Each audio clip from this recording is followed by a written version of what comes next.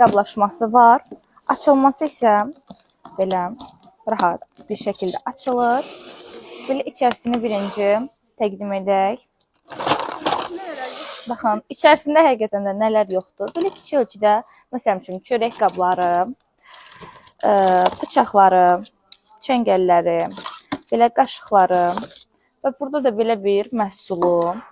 Baxın, burada belə 3 ədədi olan kiçik ölçüdə qabları, 3 yox, daha doğrusu bir neçə qabları olan qaşığı. Hətta baxın, burada belə möhtəşəm duz və yaxud da ki, başqa bir baharat falan istifadə eləmək üçün qabı.